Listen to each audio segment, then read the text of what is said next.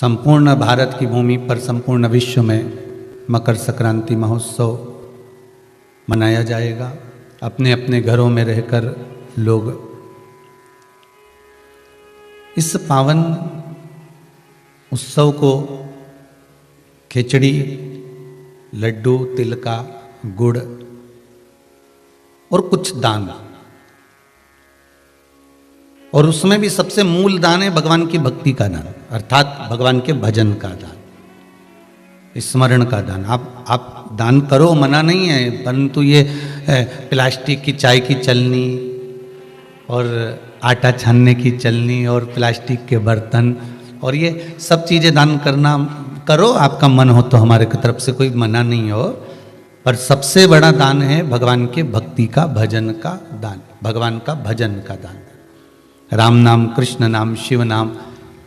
प्रयास करिए मकर राशि के अंतर्गत जब सूर्य प्रवेश करे और आप जब मकर का स्नान करें और मकर संक्रांति पर्व का जब आप स्नान करें तो भगवान की अविरल भक्ति आपके भीतर समाहित हो,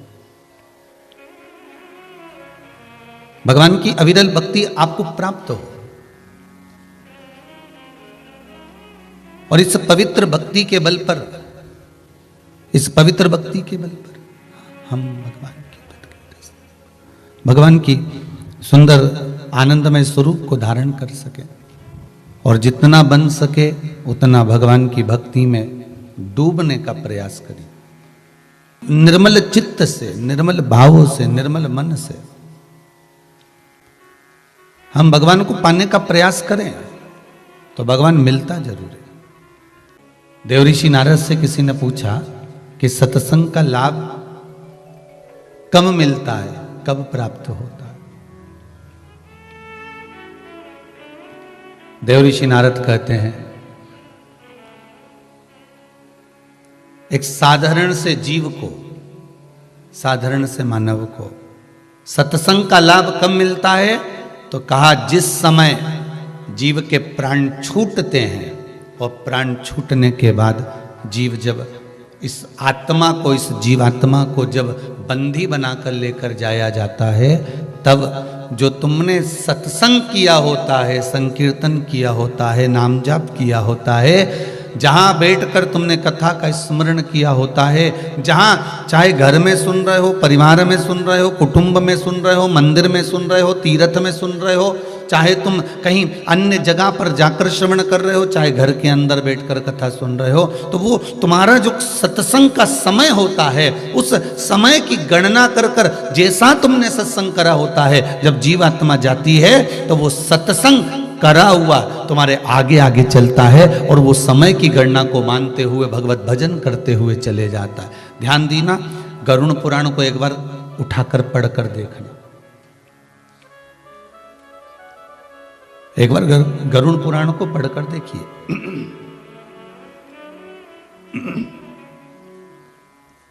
एक बार मौका मिले तो गरुड़ पुराण को पढ़िएगा और गरुड़ पुराण को पढ़कर देखोगे तो उसमें समय लिखा हुआ है। जीवात्मा को पहुंचने में यहाँ से इतना समय लगा, फिर वहां पहुंची, वहां से इतना समय लगा, फिर वहां से वहां पहुंची, इतना समय लगा, फिर इतने इतने नरकों का भोग भोगना पड़ा, फिर इस जगह पर वो जीवात्मा जाती है, फिर इस जगह पर पहुंचती है। इतने दिन का प्रोसेस, इतने दिन का समय, इतने समय, इतना पल, इतनी घड़ी, इतना समय उस जीव को लगा वहां तक पहुंचने में। शिव महापुराण की कथा भी यही कहती है कि नरकों का कथन श्रीमद् भागवत में भी वर्णन किया गया, मत्स्य पुराण में भी कहा गया, महाराज लिंग पुराण में भी वर्णन आता है। तो जैसा नरकों का कथन कहा गया कि जीवात्मा चलते चलते चलते चलते इतना इतना समय इसको लगा और इतना इतना भोग, ये भोग ही है। तो ये समय जो जीवात्मा को भोगने में लगता है, जितना समय इसको पहुंचने में लगता है, शिव महापुराण की कथा कहती है। नारद पुराण में श्री नारद जी महाराज वर्णन करते हैं कि आप जितनी देर बैठकर कथा श्रवण करते हो, जितनी देर आप टीवी के सामने बैठकर भगवान की कथा सुन रहे हो, आस्था चैनल पर या मोबाइल पर या किसी भी रूप में आप जितनी देर बैठकर कथा सुन रहे हो, उसकी गणना, उस समय की गणना, उस समय को लिख कर रख लेना कि इतने घंटे आपने कथा सुनी है, इतने समय सुनी, 2 साल मैंने इतने इतने समय पर कथा सुनी, 5 साल मैंने इतने इतने समय पर कथा सुनी, 3 साल मैंने इतने इतने समय पर कथा सुनी। वो समय की गणना एकाग्रित करी जाती है और उसमें से भी निकाला जाता है वो समय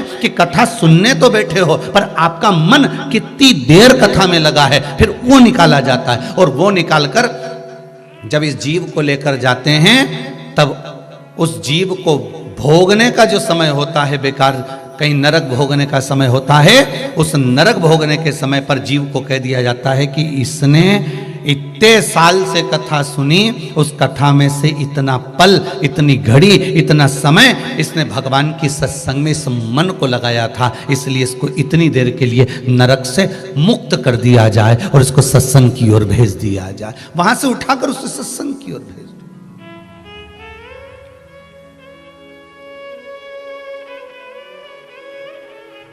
इससे तो आगे भजन ही है साथी, भजन के बिना तू अकेला रहेगा रे मन। 2 दिन का मेला रहेगा, कायम ये जग का झमेला रहेगा। बस यही समय है। ये आपने जो भगवान के भजन में समय दिया है, ये समय आपका अंत तक संवार देगा, अंत तक सुधार देगा। वो गीता जी में भगवान नहीं कहे तू मेरे लिए खर्च कर कर देख, मैं कुबेर का खजाना ना खोलूं तो कहना, तू मेरे पथ पर आकर देख, तेरे दरवाजे पर खड़ा ना मिल जाऊं तो कहना, तू मेरे द्वार तो आ, तेरे द्वार पर मैं भी खड़ा मिलूंगा, मैं भी वहां मिल जाऊंगा।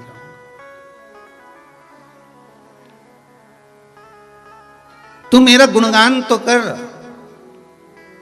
भगवान कह रहे हैं गीता जी में, तू मेरा गुणगान तो कर, तेरा गुणगान सारे संसार में ना करा दूं तो कहना।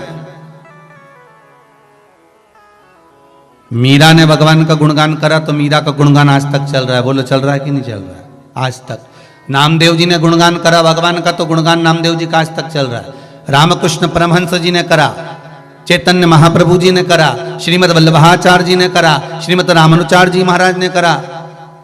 ये जितने जितने साधु सन्यासी तपस्वी साधक उपासक संत महात्मा जितने जितने हुए, इन्होंने जो भगवान का भजन करा है, जो गुणगान करा है, वो गुणगान उन्होंने करा पर नाम उनका आज तक चल रहा है, नाम आज तक चल रहा है। और एक बात बहुत ध्यान में रखिएगा महाराज, हमें भगवान की भक्ति का दिखावा नहीं करना है और भगवान की भक्ति में से हमको कुछ चोरना भी नहीं है। हमें तो हमारी खुद की भक्ति भगवान को देना।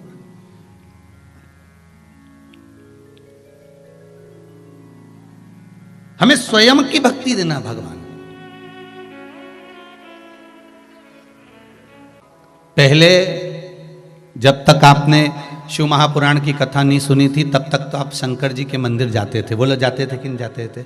भगवान की पूजन भी करते थे, पर आपने दिल से क्या करा? शिव मंदिर में जाकर, शंकर जी के मंदिर में जाकर अपने दिल से एक काम करा कि आपने कथा में से सुना था कि मंदिर में सफाई करना है, मंदिर को साफ करना है, क्लीन करना है, मंदिर में झाड़ू लगा देना है, पोछा लगा देना है और जो निर्माल्य पड़ा हुआ है उसको विसर्जन कर देना है। हमें मंदिर में भगवान का स्नान करा देना है, हमें मंदिर की देख रेख करना है। ये केवल पुजारी नहीं करेगा, केवल पंडित नहीं करेगा, केवल ब्राह्मण नहीं करेगा, हमको भी करना है भगवान शंकर की।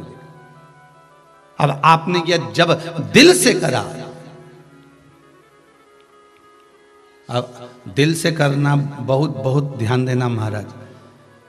व्यक्ति जब पाठ करने बैठता है ना तो वो बैठता जरूर है, जय हनुमान ज्ञान। अब उसने बीड़ा उठाया, क्या बीड़ा उठाया कि मैं 51 पाठ करूंगा, और आप सब जितने लोग कथा सुन रहे हो आस्था चैनल पर, जितने कथा सुन रहे हो मोबाइल पर, आप भी एक बार बीड़ा उठा कर देखना। और आप में से कई लोग होंगे जिन्होंने ऐसा बीड़ा उठाया होगा, मैं 21 पाठ करूंगा, मैं 11 पाठ करूंगा, मैं 51 पाठ करूंगा, मैं 15 पाठ करूंगा, मैं 7 पाठ करूंगा, मैं 5 पाठ करूंगा। और जिसने बीड़ा उठाया पाठ करने का कि मैं इतने करूंगा, 1 पाठ तक तो उसका मन भगवान में लगा, 2 पाठ तक भी मन भगवान में लगा, 3रा पाठ तक भी मन भगवान में लगा, और 4थे 5वें पाठ से फिर मन अब ये सोच रहा है कि जल्दी से हो जाए, अभी तक 3 ही हुए, अभी तक 4 ही हुए, 21 करना है, ये करना है। अब मन विचलित हो रहा है।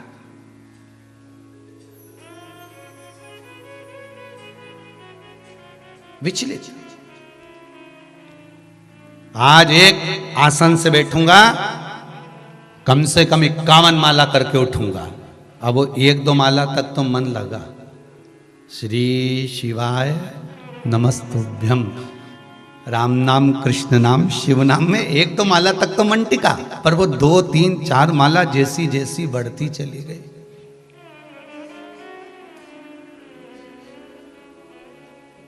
अब कहीं पाँव बदले, कहीं हाथ बदले, कहीं चाय पीता वाला का देखे, कहीं भोजन करता वाला के देखे, अब वो माला चित्त नहीं था।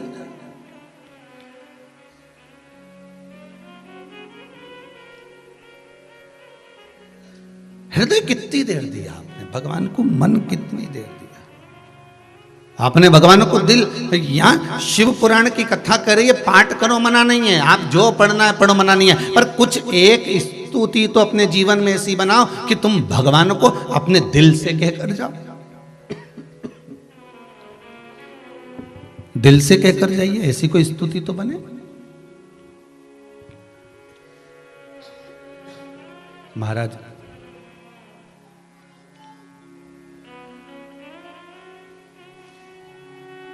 एक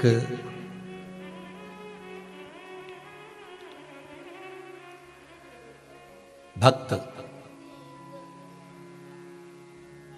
शंकर जी के मंदिर में पहुंचा,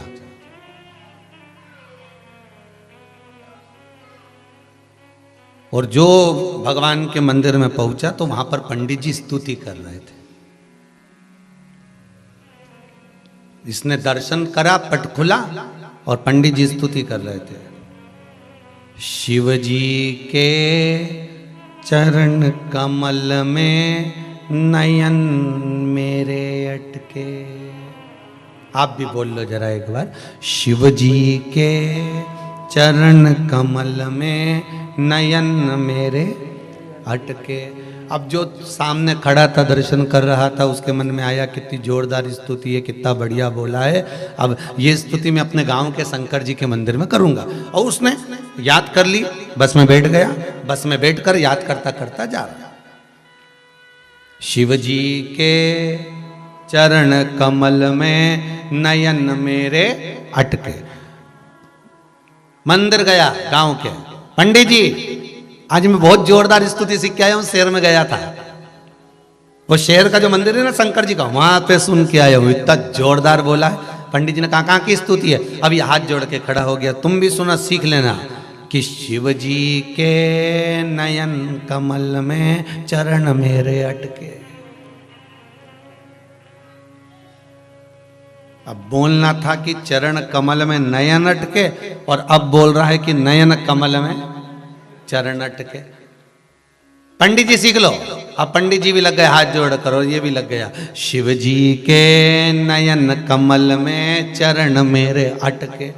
इतनी देर में ये बार बार बोले तो शंकर भगवान इसके सामने आके खड़े हो गए, तेरे हाथ जोड़ू, सही कर ले, सही कर। उसने कहा प्रभु क्या हो क्या गया ये तो बताओ, क्या गड़बड़ी क्या हो गई है, हुआ क्या है ऐसा, क्या गड़बड़ हो गया। भगवान शंकर बोले स्तुति थी कि चरण कमल में नयन अटके, और तू बोल रहा है नयन कमल में चरण अटके। शंकर भगवान बोले मेरे छोटे नयन तेरे मोटे चरण अटकेंगे नहीं तो क्या होगा, तेरा स्तुति सही कर। तब उसने स्तुति सही करी। भगवान ने कहा मांग तुझे क्या चाहिए, तेरी स्तुति के बल पर मैं प्रकट हुआ।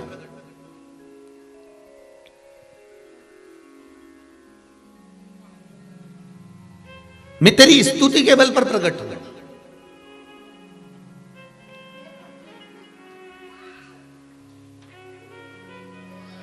अगर निर्मल मन है, चित्त वृत्ति हृदय आपका एकदम निर्मल है, तो आपके अगर कुछ भावों से गलत निकल भी गया है तो भगवान गलत नहीं करता है। अगर मन भक्ति निर्मल है फिर भगवान गलत नहीं करेगा। अब भगवान कहते हैं मांग तुझे क्या चाहिए। भगवान कह रहे हैं तुझे क्या चाहिए मांग ले, क्या दूं मैं तुझको बोल। भक्त हाथ जोड़कर भगवान से कहता है बस इतना वर दे दीजिए, जैसे मैंने आड़े टेढ़ी गाई और आपने दर्शन दे दिया। संसार का लोग अगर आपकी आड़ी टेढ़ी भी स्तुति करे तो आप दर्शन जरूर दे देना, बस इतनी कृपा कर दीजिए, बहुत है उतना। भगवान कभी नहीं देखता कि आपने क्या बोला, भगवान तो ये देखता है कि तेरा दिल कितना क्लीन है, हृदय कितना साफ है। वही बात अगर स्तुति करना है तो दिल से करो। जैसे उस बालक ने कहा कि मैं बाबा से बोलकर गया था कि जो आपको अच्छा लगे, मेरे लिए जो ठीक हो वो आप करना।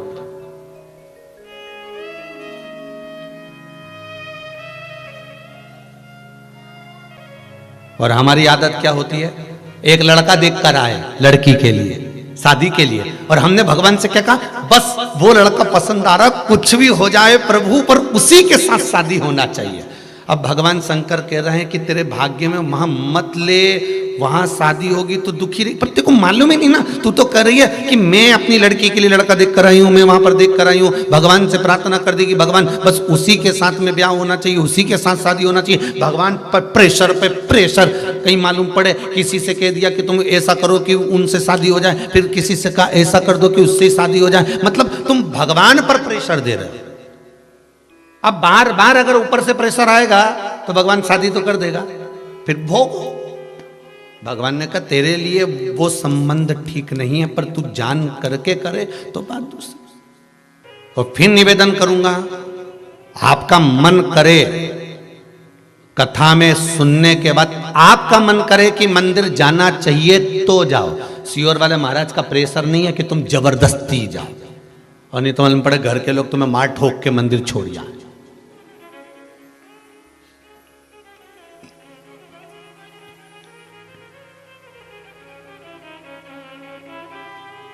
जैसे एक व्यक्ति से पूछा क्यों भाई कौन सी क्लास तक पढ़े हो, कि 5वीं में 5 साल फेल। तो तुम पढ़ाई करने नहीं जाते थे, स्कूल जाते थे, तो फिर कैसे फेल हो गए? मम्मी पापा स्कूल छोड़ने जाते थे, 15 मिनट बाद टीचर घर छोड़ने आ जाते थे। मतलब एक काम ही ऐसा करता था कि इसको वापस घर छोड़ना पड़ता था।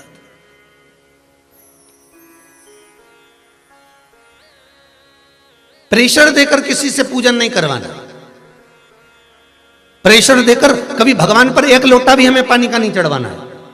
हमें तो केवल इतना सा कहना है कि तुम्हारे दिल अगर राजी करे, तुम्हारा मन अगर हो जाए तो तुम पशुपति व्रत करो, तुम्हारा मन हो जाए तो तुम शंकर जी पे एक लोटा पानी चढ़ाओ, तुम्हारा मन कर जाए तो तुम शंकर जी के मंदिर में दिया लगाओ, मन करे तो तुम भगवान की भक्ति करो।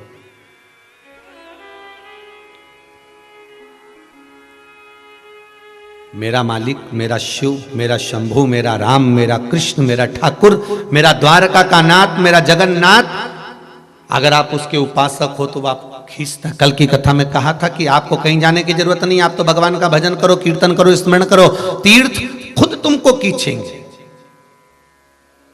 तीर्थ खुद तुमको खींचेंगे। जब व्यक्ति के पास में पैसा नहीं रहता तो कोई उसके पास आता है क्या?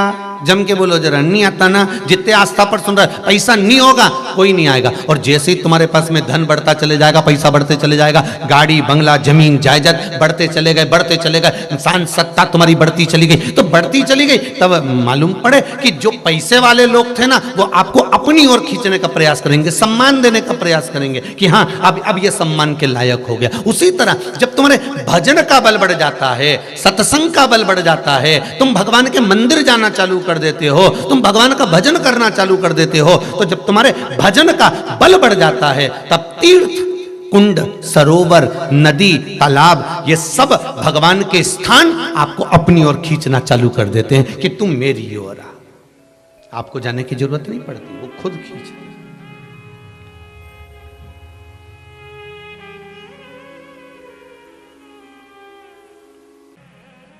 क्या मिलता है? देवऋषि नारद से पूछा गया। सत्संग श्रवण करा हुआ जो समय, ये दुनिया के लोग, कई लोग आपसे कहेंगे क्या रखा है कथा में, 3-3 घंटे तक बैठे रहते हो, टीवी के सामने पड़े रहते हो। अरे टीवी के सामने बैठे बैठे कथा सुनते रहते हो, बस वो सियोर वाला महाराज मिल गए और तुम मिल गए, बस मोबाइल पकड़ लिया मोबाइल, और दिन भर यूट्यूब पर, फेसबुक पर बस बस बस वो सियोर वाला महाराज कथा सुनते रहो, और बचा कुचा तो टीवी पे, आस्था पे सुनते रहो। क्या क्या रखा है कथा में? क्यों अपना समय बर्बाद कर रहे हो कथा में जाकर? क्यों समय बर्बाद करते हो कथा सुनकर? तो उनको कह देना ये समय बर्बाद नहीं करा है, ये समय को हमने मूल्यवान बनाने का प्रयास करा है।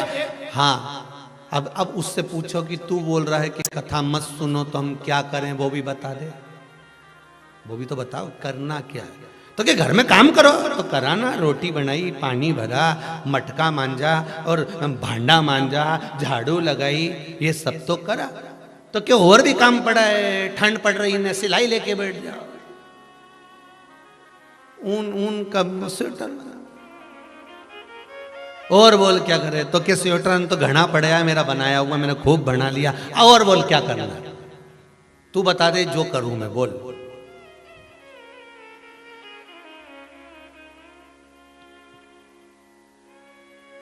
वो एक वो आया था, एक वो कोई का मैसेज था, उसमें बताया वे माँ अपने बच्चे से पूछती है तू बता दे मैं वो की सब्जी बना लूं, तो क्या आलू की बना लो, तो आलू तो भी कल ही तो बनाया था। तो तू बोले सो मैं बना दूं, तो क्या बैंगन की बना, बैंगन तो अभी सड़ा हुआ ही दिया है। तू बोले सो मैं बना दूं, तो क्या लौकी बना, लौकी अब थारा पिताजी के नहीं भाई। तो तू बोले सो मैं बना लूं, तो क्या गोभी बना लो, गोभी में कीड़ा पड़ी दिया है। तो तू बोले सो मैं बना लूं, तो क्या टिंडा बना लो, टिंडा तो रिया है पर ऐसा बठाया सा आ रिया, खाने में मजा नहीं आया, स्वाद नहीं आया अभी कटी। तू बोले सो मैं बना लूं, तो क्या भिंडी बना लो, तो क्या भिंडी तो बना लूं, मैं कीड़ा बहुत रेसा ही दिया, भिंडी भी कड़ली हो गई, नरम भिंडी रहे तो बनाने में मजा। तू बोले सो मैं बना लूं, तो छोरा बोला हमारा भाटा बना ही ले तू तो रहते, अब कहीं करो तू। तो ऐसा घर का लोग बोले ना कि बस कथा कथा कथा, तो तू बोले सो मैं कर लूं, तू बोल क्या करना, कि बर्तन बर्तन तो हो गया, झाड़ू झाड़ू तो हो गई, भोजन भोजन तो हो गया, अब करूं क्या ये बता। तो अगर भगवान में मेरा मन लगे तो मुझे भी तो अपनी जिंदगी संवारना है साहब, केवल झाड़ू पोछा घर बर्तन ये नहीं, मुझे भी तो जिंदगी संवारना है, मुझे भी तो अपना जीवन संवारना है।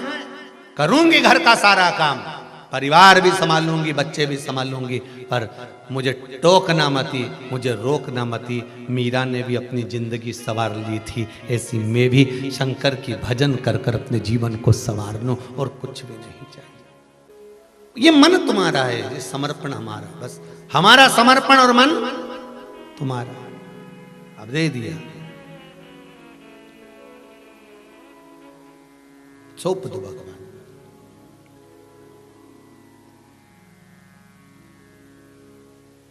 कल कथा में शंकर और पार्वती का विवाह हुआ,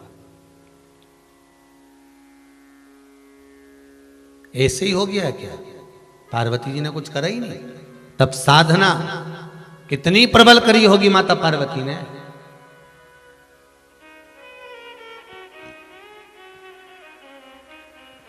कितनी तप साधना प्रबल करी होगी, जरा विचार करिएगा।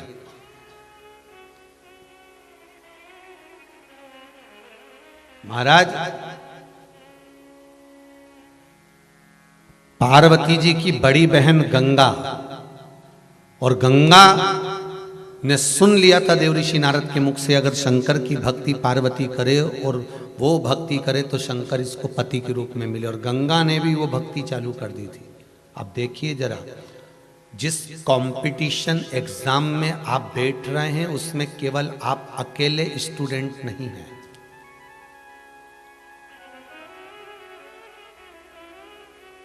केवल आप अकेले नहीं हैं, एक नौकरी है, एक सर्विस, और फॉर्म कितनों ने भरा है जरा ध्यान लगाइए।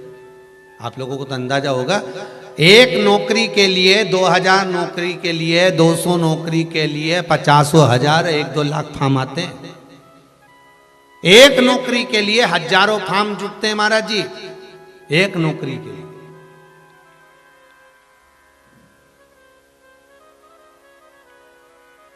शंकर अकेले और चाहने वाले 2, पार्वती मैया भी, गंगा मैया भी। अब देखना, गंगा जी ने भी तब कम नहीं करा, पार्वती जी ने भी तब कम नहीं करा, दोनों का तब बढ़ा। तुमने भी अच्छी पढ़ाई करी, उसने भी अच्छी पढ़ाई करी।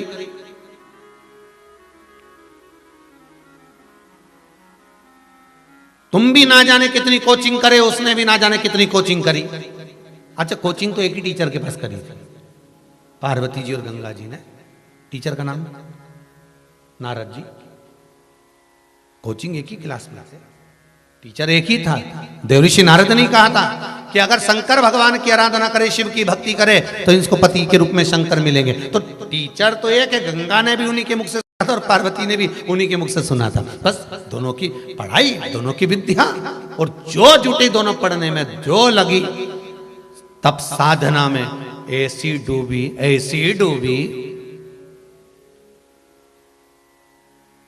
पर पार्वती जी ने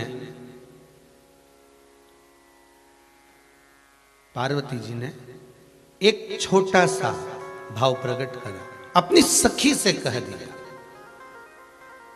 मैंने सुना है कोई संत पर अगर 1 लोटा पानी डाल दिया जाए तो संत प्रसन्न होकर वर दे देते। गंगा जी ने सुन लिया और गंगा जी ने सुना और गंगा जी ने वही काम कर दिया। दुर्वासा बाबा पर पानी डाला और दुर्वासा बाबा क्रोध में आकर उन्होंने जल बनने का श्राप दे दिया। गंगा मैया, ये कथा आपको पहले कह चुके हैं, अपने को इस कथा के माध्यम से उस कुंड तक पहुंचना है जिस कुंड के पास गंगा जी का जल जाता है तो कुंड का पानी उछल जाता है। अपने को उस कुंड तक पहुंचना है इस कथा से, कि भारत की भूमि पर वो कौन सा कुंड है जिस कुंड के पास में गंगा जी का जल जाता है और कुंड का पानी उछल जाता है।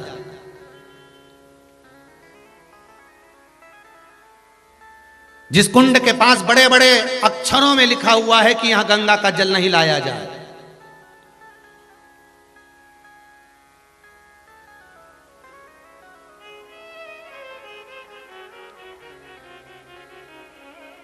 यह गंगा का जल ना लाया जाए। अगर गंगा का जल आएगा तो कुंड का पानी उछल जाएगा। हमें इस कथा के माध्यम से, यहां तक कथा तो अपन ने सुनी कि पानी और गंगा मैया महाराज क्रोध में आ गई। गंगा ने हाथ में जल लिया और जल लेकर गंगा पार्वती पर छोड़ने वाली थी कि तूने मुझे पानी बनने का श्राप दिया है, जल बनने का श्राप दिया, मैं तुझे जल। शिव जी ने कहा गंगा मत कर ऐसा, गंगा तू ये मत कर। गंगा, पार्वती मेरी अर्धांगिनी बनेगी तो पार्वती तुम्हारी अर्धांगिनी बनेगी, मतलब पास ये हो गई और मैं फेल। एक एग्जाम में अगर तुम पास नहीं हुए तो हारना मत की हिम्मत, गंगा जैसा बल रखना। अगर एक एग्जाम में तुम पास नहीं हुए तो गंगा जैसा बल रखना। पार्वती पास हुई है ना, हो जान दो। भगवान शंकर कहते हैं मैंने गंगा तू क्यों रोती है? गंगा कहती है प्रभु आपने पार्वती को पत्नी बना लिया और तब तो मैंने भी करा था। भगवान शंकर कहते पार्वती से ज्यादा तप तूने करा है, पार्वती से ज्यादा तप तूने करा है, साधना तूने करी है, व्रत तूने करा है, उपवास तूने करा है, तप साधना तूने करी है। पर सुन, पार्वती को मैं अपने पास में बिठा सकता हूं, पर तेरी तप साधना के बल पर मैं तुझे पास नहीं बिठाना चाहता, अपने सिर पर बिठाना चाहता हूं। इसलिए मैं तुझे अपने मस्तक पर रखूंगा गंगा, तुझे अपने मस्तक पर रखूंगा, तेरी तप साधना के कारण, तेरे बल के कारण। अगर एक एग्जाम में पास नहीं हुए, एक एग्जाम में कोई दूसरा पास हो गया और तुम्हें लगा कि बताओ अब लोगों के मन में भाव उत्पन्न हो जाता है, एग्जाम में वो पास हो गया, उसने पैसा ज्यादा दे दिया होगा, उसने कहीं कुछ कर दिया होगा, ऐसा कर दिया होगा, वैसा कर दिया होगा। हमें नहीं सोचना, हमें तो ये सोचना है कि भगवान ने हमारे को पास क्यों नहीं करा। मतलब भगवान चाहता है कि इससे जोरदार तेरे लिए छाट कर रखा है। पार्वती तो पास में बैठेगी और गंगा तू मस्तक पर बैठेगी। कुछ भगवान अच्छा छाटा है।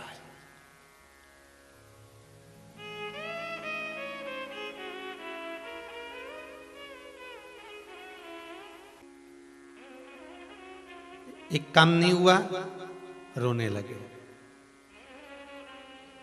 माता कुंता का चरित्र याद कर लीजिए। महाभारत में माता कुंता, माता कुंती, भगवान कृष्ण जा रहे हैं और कुंता माता ने कह दिया कन्हैया रुक जा। कन्हैया कहते हैं बोल बुआ क्या बात है, कहां जा रहे हो कृष्ण? कृष्ण कहते हैं बुआ जी द्वारका जा रहा हूं। क्यों? बुआ अब तुम हस्तिनापुर की राजमाता हो गई, युधिष्ठिर हस्तिनापुर के राजा बन गए, सारा राजपाट अच्छे से मैंने निश्चित कर दिया, विराजमान कर दिया। अब क्या करना? अब मेरा काम खत्म हो गया। कुंती ने पूछा, माता कुंता ने पूछा, कृष्ण तो तू जा क्यों रहा है? बुआ अब जब सब अच्छा हो गया है तो अब मेरी जरूरत क्या है, अब मेरा साथ की जरूरत क्या है, अब मुझे जाने दो द्वारका। इतने में माता कुंता ने, माता कुंती ने कृष्ण का हाथ पकड़कर कहा, कृष्ण तूने सबको सब कुछ दिया, मुझे कभी कुछ नहीं दिया। कृष्ण कहते हैं मुस्कुराकर, बुआ जी भतीजे को तो बुआ को देना चाहिए, और आज बुआ भतीजे से मांग रही है। बुआ का फर्ज है भतीजे को देना, पर आज भतीजे से बुआ मांग रही है। क्या मांगना चाहती हो बुआ? बुआ कहती है कृष्ण सारी दुनिया का दुख मेरी झोली में डाल दो। एक कृष्ण सारी दुनिया का दुख मेरी झोली में डाल दो। कृष्ण रथ से नीचे उतरे और उतरकर बुआ के चरणों के पास बैठकर बोले, बुआ तू ये दुख क्यों मांग रही है? बुआ कहती है सुख में तू अगर द्वारका चले जाता है तो वो दुख भला, जिस दुख में तू मेरे साथ तो खड़ा है, मुझे वो दुख ही अच्छा लगेगा। तू साथ तो रे बस में। बहुत ध्यान देना महाराज, जब लोग आपकी बुराई करें, निंदा करें, चुगली करें, आप शब्द बोले, ताने पर ताने दे, गाली पर गाली दें, आड़ा टेढ़ा बोलना चालू कर दे, समझ लेना मेरा देव अधिदेव महादेव तुम्हारे साथ में चल रहा है, कदम से कदम मिलाकर। पूरी दुनिया लग जाती है एक व्यक्ति को नीचे गिराने में, पूरी दुनिया लग जाती है एक व्यक्ति को नीचे गिराने में। विद्वान से विद्वान, बड़े से बड़े लग जाते हैं पीछे एक व्यक्ति को नीचे गिराने में, तब कोई साथ नहीं देता। मेरा वो काशी का विश्वनाथ और उज्जैनी का महाकाल सामने आकर खड़ा हो जाता है कि हारने नहीं दूंगा तुझे, चिंता मत कर। पूरी दुनिया लगी रहती है एक व्यक्ति को नीचे गिराने में, पर दुनिया वालों को यह नहीं मालूम पड़ता कि तुम उसको गिराने का प्रयास कर रहे हो और महादेव उसको उठाने का प्रयास कर रहे हैं। मेरा काशी विश्वनाथ ने हाथ पकड़ रखा है, मेरी उज्जैनी नरीश ने, मेरे महाकाल ने, मेरे कुबेरेश्वर महादेव ने, मेरे सोमनाथ मल्लिकार्जुन भीमा शंकर ने, कहीं भगवान ने उसका हाथ पकड़कर लग जाए दुनिया। दुख में परमात्मा साथ। महाराज गंगा मैया रो रही है, आंखों से नीर बह रहा है। शिव जी करे क्यों रो रही हो गंगा, किस लिए? पार्वती आपकी अर्धांगिनी बन गई और मैं रह गई। भगवान कहते हैं कभी हिम्मत मत हारना, जीवन में कभी हारना मत। लोहे की राड को कीमत बढ़ाना है तो कील और स्प्रिंग बनाना पड़ेगा, तेरी कीमत बढ़ेगी तब तू चिंता मत कर। ये मेरी अर्धांगिनी बनकर बाजू में बैठेगी, पास में बैठेगी, वाम भाग विराजमान होगी, पर तू चिंता मत कर। तूने इतना तप साधना करी है कि मैं तुझे सिर पर धारण करूंगा। पार्वती मैया उठ के खड़ी हो गई।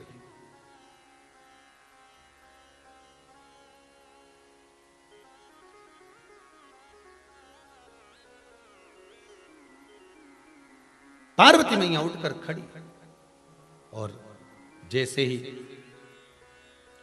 पार्वती मैया उठकर खड़ी हुई, शिवजी ने पूछा पार्वती हुआ क्या, क्या हुआ तुमको पार्वती? पार्वती जी कहती है महाराज आप गंगा को सिर पर बिठाओगे? शिव कहते हैं उसकी तप साधना आपकी तप साधना से ज्यादा है। अगर कोई अच्छा पद आपको प्राप्त हुआ है, अगर आप मथुरा, वृंदावन, गोकुल, बरसाना, काशी, उज्जैनी, ओमकारेश्वर, भीमाशंकर, केदारेश्वर, अगर आप पूरे घर के लोग साथ रह रहे हैं, 4 भाई का, 5 भाई का परिवार, 6 भाई का परिवार, 8 भाई का परिवार, 10 भाई का परिवार है, और परिवार में से अगर एक व्यक्ति नर्मदा नहाने जा रहा है, एक व्यक्ति गंगा नहाने जा रहा है, एक व्यक्ति अगर कहीं तीर्थ जा रहा है, तो ये उसके पूर्व का पुण्य है, पूर्व का पुण्य है। शिव कथा कर रही है, ओगरदानी, त्रिकालदर्शी, कैलाशी, अविनाशी, मेरे भूत भावन भूतेश्वर शिव कह रहे हैं कि कुछ अच्छा सोचा होगा।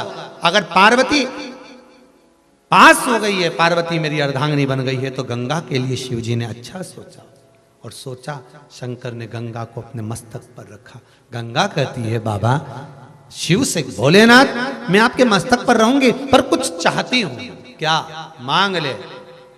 अगर किसी के मरने के बाद, प्राण छूटने के बाद उसकी अस्थियों को गंगा के जल में डाला जाएगा, जितने दिन तक गंगा के जल में अस्थियां पड़ी रहेगी, उतने दिन तक वो जीवात्मा बैकुंठ में पड़ी रहेगी।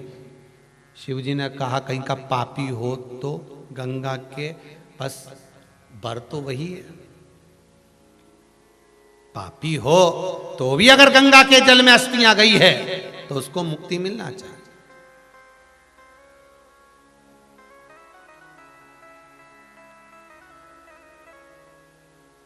कहते हैं विष्णु पुराण कल्याण का गंगा अंग, भागीरथी गंगा अंग में लिखा है, एक बार गंगा में अगर डुबकी लगा ली है हृदय से, मन से, एक बार अगर गंगा में डुबकी लगा ली है मन से, हृदय से, चित्त से, तो कहते हैं जब तक व्यक्ति के प्राण छूटते हैं तब तक वो गंगा का जल उसके शरीर से लगा ही रहता है, वो अंतिम बिंदु तक लगा रहता है।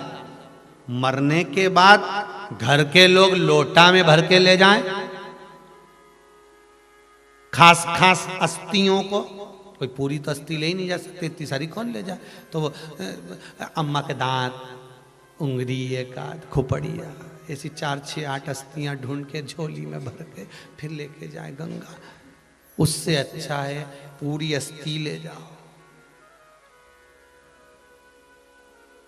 पूरी ये शरीर संपूर्ण जीते जी गंगा का स्नान हो जाए। और आप लोगों को बड़ी साधुवाद था, धन्यवाद। ये मान सरोवर शिव महापुराण की कथा सुन रहे हो, मान सरोवर शिव पुराण की कथा है। इस साधारण मानसरोवर में तो वहां चीन पहुंचोगे कम नहाओगे, पर यह पक्का है कि मानसरोवर शिव महापुराण की कथा सुन रहे हो। जिन जिन कुंडों का, जिन जिन नदियों का, जिन जिन तालाबों का, जिन जिन सरोवरों का नाम लिया जा रहा है, समझ लो उस सरोवर में तुम स्नान कर रहे हो बैठकर, और पूरा मकर का स्नान आप उसी सरोवर में करते जा रहे हो। मकर संक्रांति तुम्हारी 4-5 दिन से चालू हो गई। वैसे तो 5 दिन पहले से तुमने लड्डू खाना भी चालू कर दिया होगा, ऐसा नहीं कि मकर संक्रांति पे ही खाओगे। दिल्ली की गजक तो ना जाने कितनी बार निपटा गए अभी तक। तो ये तुम वो चालू हो गया स्नान मकर का। अब जितने लोग भी आस्था चैनल पर कथा सुन रहे हो, मोबाइल पर सुन रहे हो, तो वो भी कह सकते हैं। कोई पूछे क्यों कहाँ गई थी, तो कहना आज गंगा नहा रही थी। इससे पहले कुंडेश्वर महादेव, उसके पहले धन्वंतरी को, फिर ज्ञानवापी कहते ना आज खूब नहाई सा गंगा, सिर पर मस्तक पर शिवजी के बैठी। पार्वती को क्रोध आ गया,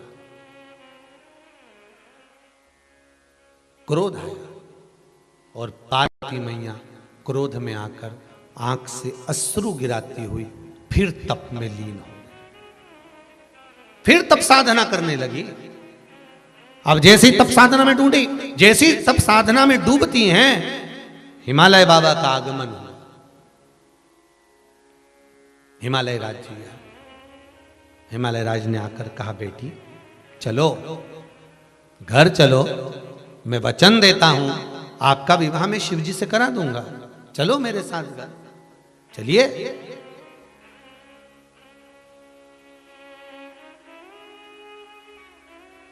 पार्वती मैया ने डबल से एक स्थान पर बैठकर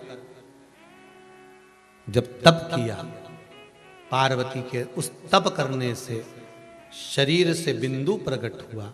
उस बिंदु से एक कुंड प्रकट हुआ जिसका नाम गौरी कुंड हुआ।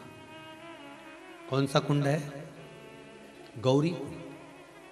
ये वो गौरी कुंड नहीं है जो केदारनाथ जी जाते हैं। पार्वती जी ने तप कहां करा था? हिमालय राज का जहां राज्य क्षेत्र था, और हिमालय राज के राज्य क्षेत्र में जहां मैनावती अपने क्षेत्र में निवास करती थी, उसके मध्य में नाना और पिता का घर, नाना और दादा के घर के मध्य में हिमालय राज के उस हिमाचल प्रदेश के सुंदर आनंद में गौरी कुंड, एक गौरी कुंड आता है। केदारनाथ जी जाते हैं तो नीचे पड़ता है गौरी कुंड, उसके बाद में केदारनाथ जी की यात्रा होती है, वो उत्तराखंड में। एक हिमाचल प्रदेश में गौरी कुंड है। जब हम मणि महेश जाते हैं तब पड़ता है। कहाँ जाते हैं? मणि महेश। वैसे तो उम्मीद है जितने लोग आस्था पर कथा सुन रहे हैं उनमें से कई लोग मणि महेश होकर आए होंगे, और जितने हरियाणा पंजाब दिल्ली वाले क्षेत्र के लोग होंगे वो तो कई बार होकर आए होंगे। मणि महेश चीन के अंदर, चाइना के अंतर्गत हमारा कैलाश अधिपति विराजमान, और कैलाश अधिपति जो वहां नहीं जा पाता, वही शंकर का बिल्कुल कैलाश अधिपति जैसा ही स्वरूप, बिल्कुल कैलाश जैसा मणि महेश है।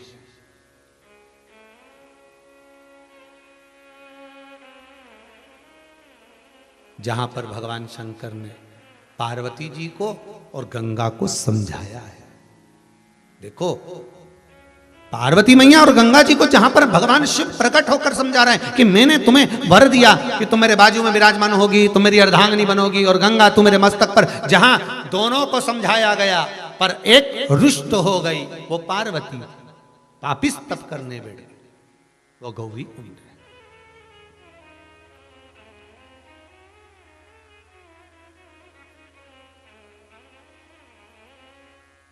महाराज उस गौरी कुंड के पास, गौरी कुंड में मां पार्वती को भगवान हिमालय राज समझाने के लिए आए। चलो चलो तुम वापिस चलो, चलो।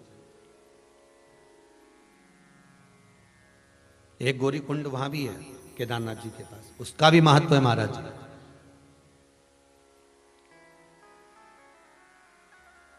उसका भी महत्व है। जहां पर माता पार्वती श्रृंगार करने जाती थी वो गौरी कुंड है। उस गौरी कुंड में पुरुष, स्त्री, बच्चे, बूढ़े सब नहा सकते हैं, पर इस गौरी कुंड में केवल स्त्री स्नान कर सकती है, पुरुष उसमें पांव नहीं रख सकता। उस कुंड को पुरुष चरण नहीं रख सकता।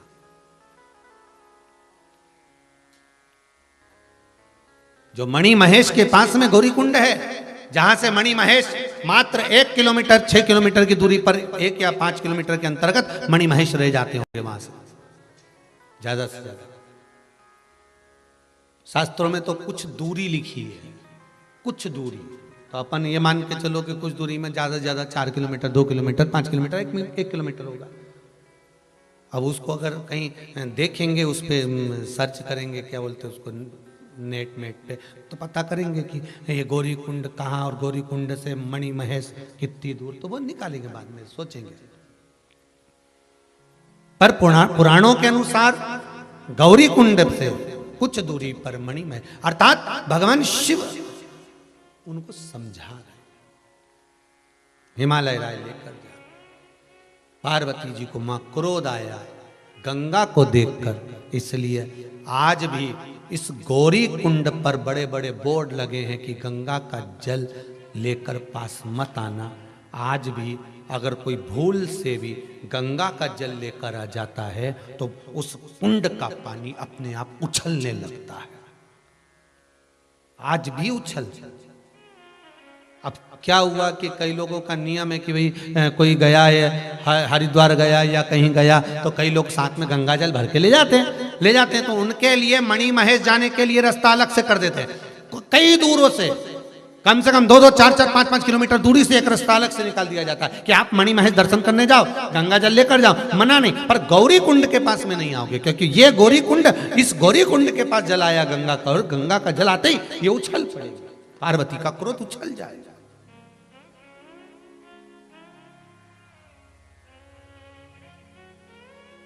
इस कुंड में कोई पुरुष पांव नहीं रख सकता, इस कुंड में केवल स्त्री ही स्नान करती है, नारी ही स्नान करती है। अखंड सौभाग्यता का सुख देने वाला यह कुंड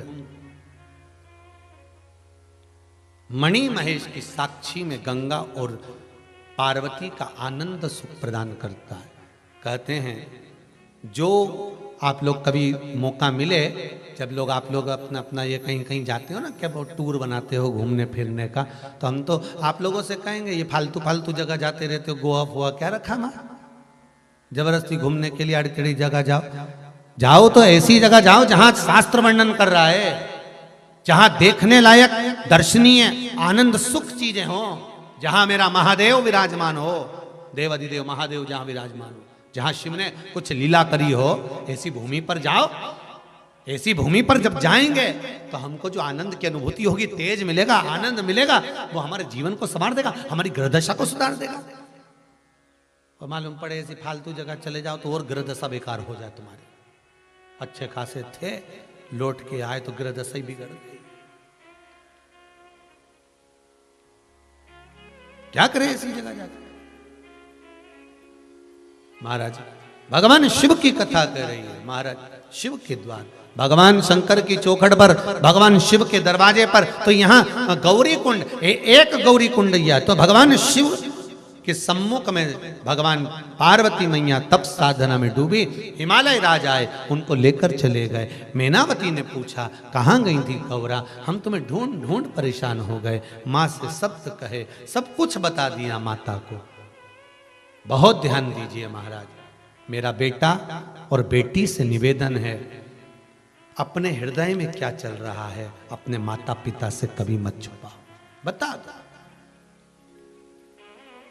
मैनावती ने पूछा क्या चाहती हो पार्वती? पार्वती जी कहती हैं मां, मैं शिव को अपना पति मान चुकी हूं, शंकर से मंगल विवाह करना चाहती हूं, औघड़दानी है शिव। मैनावती ने समझाया, अरे पार्वती समझ जाओ, उनकी उम्र का ठिकाना नहीं है, पता ही नहीं पड़ता कि कितने साल के हैं। राम जी की उम्र का पता लगा सकते हो कि ये कितने साल थे, कितने साल के रहे। कृष्ण भगवान की उम्र का पता लगा सकते हो ये कितने साल थे, कितने साल रहे। सारे ऋषियों का लगा सकते हो, शंकर जी का लगा के बताओ कितने साल के थे। शिव महापुराण की कथा में, लिंग पुराण में तो यहां तक लिखा है कि पूरे ब्रह्मांड में, पूरे मृत्युलोक में कोई देवता की मूर्ति नहीं थी, केवल एक शिवलिंग था। जिसको भगवान ब्रह्मा और भगवान विष्णु ने प्रकट किया था। केवल एक शिवलिंग ब्रह्मांड में, पूरे मृत्यु लोक में, पूरे विश्व में, पूरी पृथ्वी पर। ये मूर्तियां तो बाद में बनी है साहब, पहले तो केवल एक शंकर था मेरा, केवल एक शिव मेरा ओघड़दानी, मेरा शंकर, मेरा देव अधिदेव महादेव था। पूरी पृथ्वी पर कुछ नहीं था, केवल शिवलिंग शिवलिंग शिवलिंग। कोई मूर्ति नहीं बनती थी, केवल शिवलिंग बनता था। इसलिए भारत की भूमि को जहां से खोदोगे उसके नीचे शिवलिंग ही निकलेगा।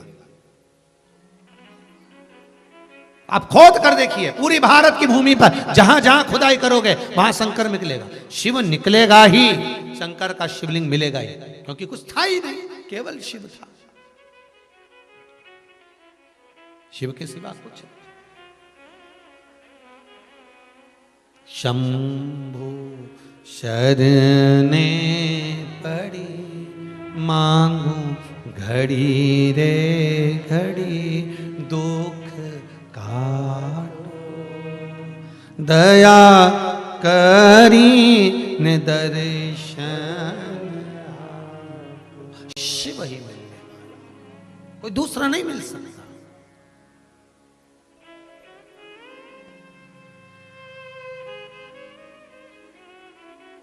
केवल एक शंभु, केवल एक शंकर।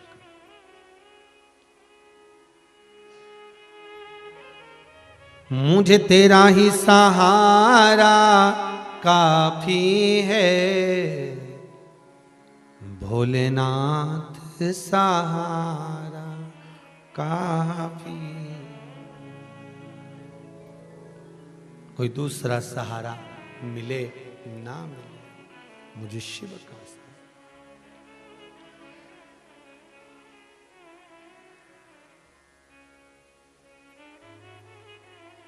तेरी शरण भोले, तेरी शरण, तेरी शरण भोले, तेरी शरण, तेरी शरण भोले, तेरी शरण। आओ से गाइए, तेरी शरण भोले, तेरी शरण, तेरी शरण भोले, तेरी शरण। अपनी शरण में रख लेना भोले, अपनी शरण में रख लेना भोले, अपनी शरण में रख लेना भोले, अपनी शरण में रख लेना भोले, तेरी शरण भोले, तेरी शरण, तेरी शरण भोले, तेरी शरण। हाँ, तेरी शरण भोले, तेरी शरण, बाबा तेरी शरण भोले, तेरी शरण। ओहो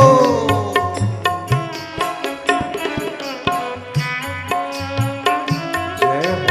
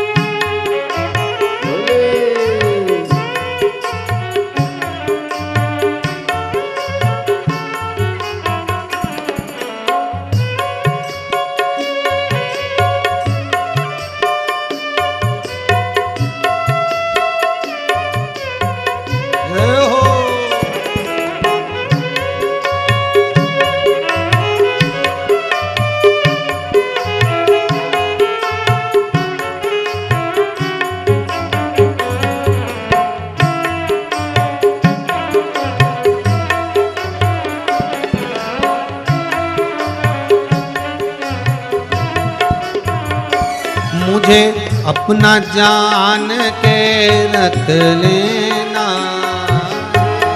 अपना जान के रख लेना बाबा अपना जान के रख लेना बाबा, अपना जान के रख लेना। बोले तेरी शरण शंभु तेरी शरण बोले तेरी शरण शंभु तेरी शरण। भोले तेरी शरण शंभु तेरी शरण बोले तेरी शरण बाबा तेरी शरण। हो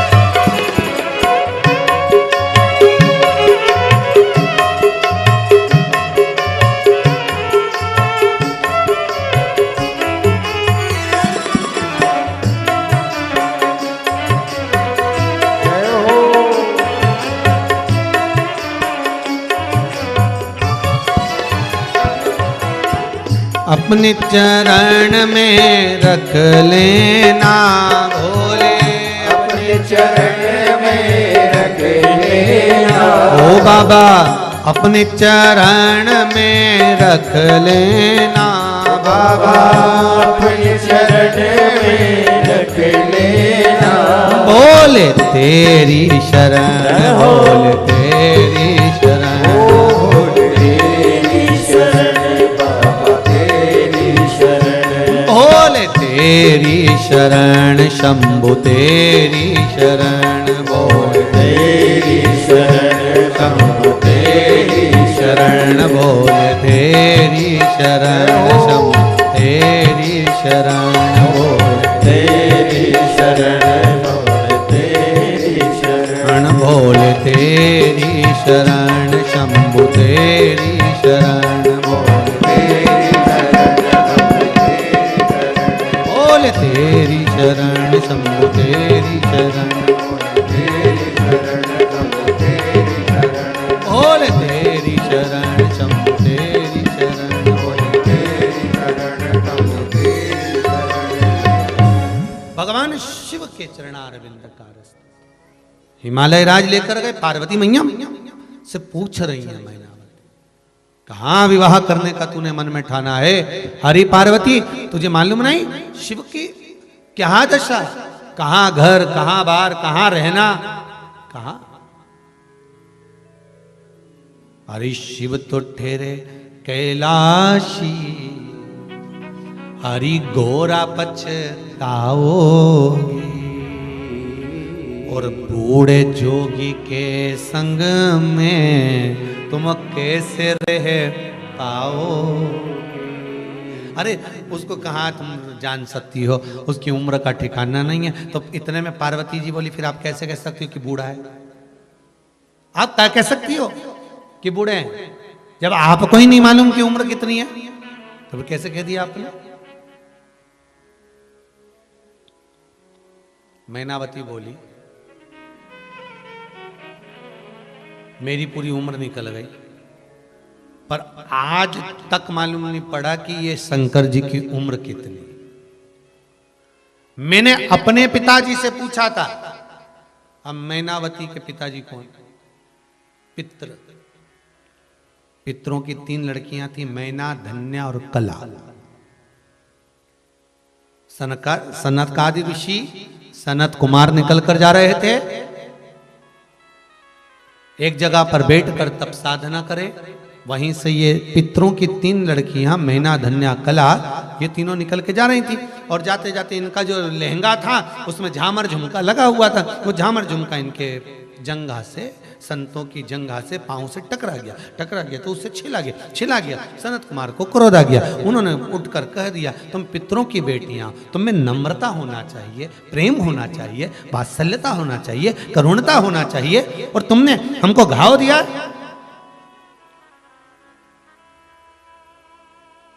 हम श्राप देते हैं तुम तीनों को, पितृलोक छोड़कर मृत्यु लोक में जाओ। तो मैना, धन्या, सुनैना बनी, कला, कीर्ति बनी, तीनों चरण पकड़ लिए सनकादि ऋषियों के। क्षमा करो, क्षमा करो, क्षमा करो। संत होते, गुरुजन होते, साधु, गुरु, सन्यासी, तपस्वी, साधक, उपासक, ब्राह्मण जन, ये जितने साधु, सन्यासी, तपस्वी, साधक जो होते हैं ना, ये श्राप भी दे देते, गुस्सा भी करते और नम्र भी हो जाते। ठीक है, तुम तीनों की गोद में 3 देवियां खेलेंगी, जगत का कल्याण करेंगी। मैना की गोद में पार्वती जी, धन्या सुनैना बनेगी जिनकी गोद में सीता जी, कला कीर्ति बनेगी जिनकी गोद में राधा जी खेलेंगे। ये तीनों को वर दे दिया, ये तीनों तुम्हारा उद्धार कर देंगे।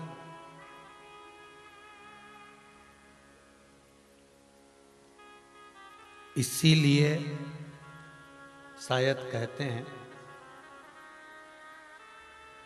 स्कंद पुराण के माहेश्वर खंड में वर्णन आता है, 23वें अध्याय में लिखा है कि एक बेटी 10 बेटों के बराबर होती है। स्कंद पुराण के माहेश्वर खंड में लिखा है। एक बेटी 10 बेटों के बराबर होती है। अब अंदाजा लगाइए, मैनावती मृत्यु लोक में आई, उनके घर में पार्वती जी का जन्म हुआ, पार्वती शिव जी को बिहाई। तो विचार करना, उस मैनावती ने अपने कुल को तारा के नहीं चारा, मायके का भी तार दिया और ससुराल का भी तार दिया। आज अगर ये तीनों शर्मा परिवार, गुप्ता परिवार, मंगल परिवार कथा करा रहे हैं और अर्धांगनियां इनके पास में बैठी हैं, धर्मपत्नियां बैठी हैं, तो ये केवल एक ससुराल का कुल नहीं तार रही हैं। अगर ये कथा श्रवण कर रही हैं और माताएं जितनी इस भारत की भूमि पर, जितने लोग चाहे भारत की भूमि पर सुने, देश में सुने, विदेश में सुने, जहां बैठकर माताएं अगर इस शिव महापुराण की कथा को सुन रही हैं और माताएं अगर भगवान का भजन कर रही हैं, तो वो एक कुल को नहीं तार रही, वो एक कुल को नहीं तार रही, वो दोनों कुल को तार रही, दोनों कुल को, मायके का भी, ससुराल। एक बेटी 10 बेटों के बराबर, एक बेटी। महाराज, मैनावती ने कहा, पार्वती मैं तुझसे कहूं एक बात। हाँ मां। शिव के साथ तू विवाह तो कर लेगी, पर यहां तेरा राजसी ठाट है। मैना कह रही है पार्वती, वहां हो सकता है ये राजसी ठाट तुझे प्राप्त ना हो सकता है ये राजसी ठाट तुझे मां प्राप्त ना हो। मां, इस ललाट पर जो लिखा है उसे कोई टाल नहीं सका। पिछले वर्ष कोरोना महामारी में ना जाने कितने लोग चले गए, शांत हो गए। उनके यहाँ से कोई आता है तो कहते हैं, गुरुजी हमने कौन सा पाप करा था, हमने तो किसी का बुरा नहीं करा, फिर क्यों इनका साथ छूट गया, क्या हो गया था ऐसा गुरुदेव, ऐसा क्यों हो गया, ऐसा किस कारण हो गया। आपने कुछ नहीं करा, पर जिसकी जितनी लिखी है, जितनी लिखी है और जैसी लिखी है वैसे की वैसे ही उसको जाना। महाराज, मां ने समझाया, नहीं मानी। फिर मंगल विवाह शिव जी का पार्वती के साथ हुआ। माता पार्वती कि आनंद भाव के बाद जब कैलाश पर पहुंची हैं, देखो पार्वती और शिव जी के विवाह के उस क्रम में भी एक कुंड का निर्माण हुआ है, नहीं 5 कुंड का निर्माण हुआ है।